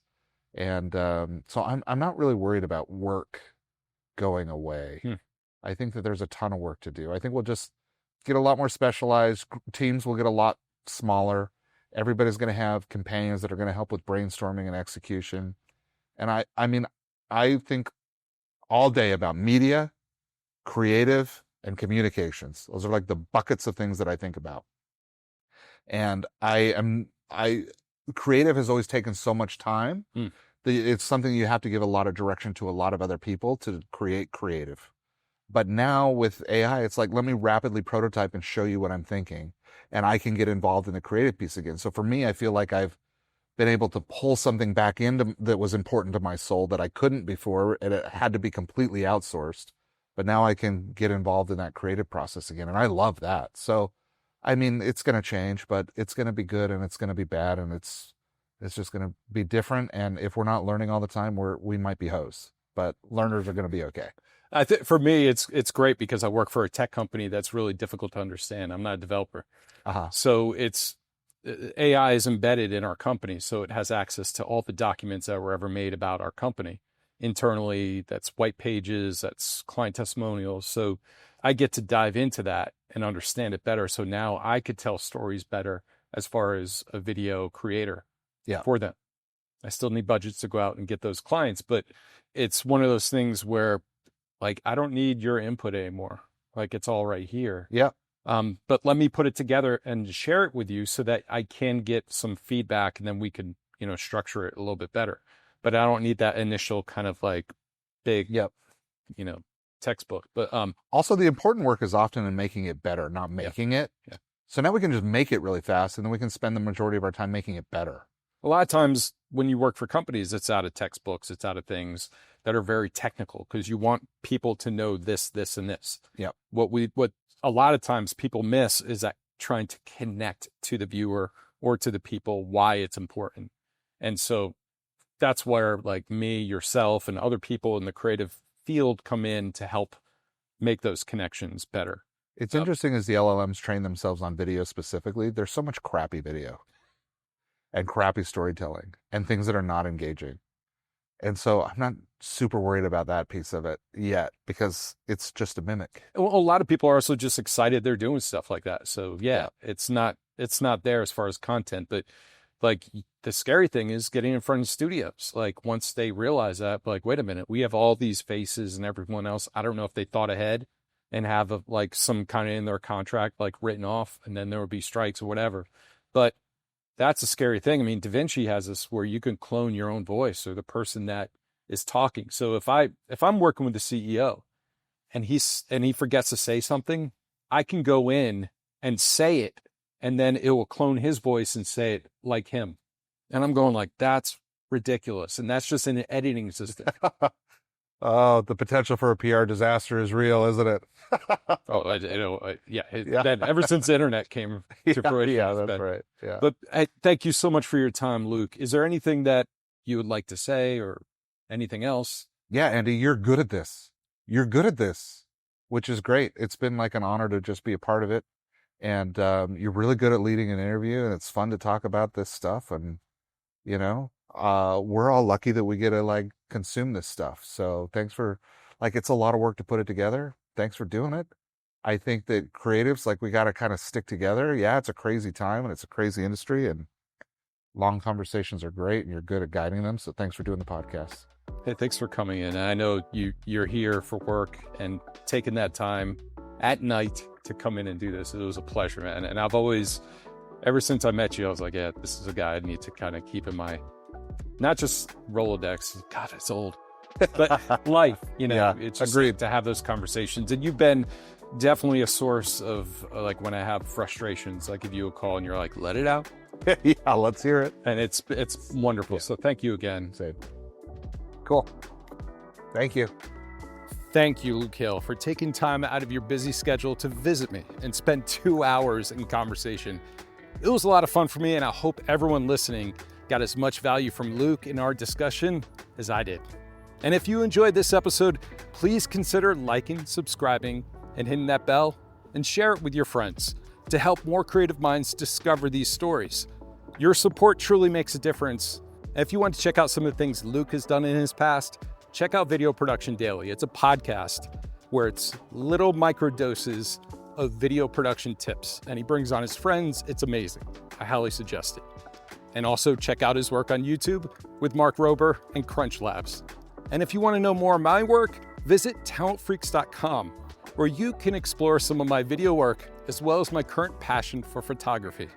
And if you have ideas or guests that you would like to see on the show, don't hesitate to reach out. I love bringing fresh perspectives to the podcast. Until next time, keep exploring, keep creating, and stay curious.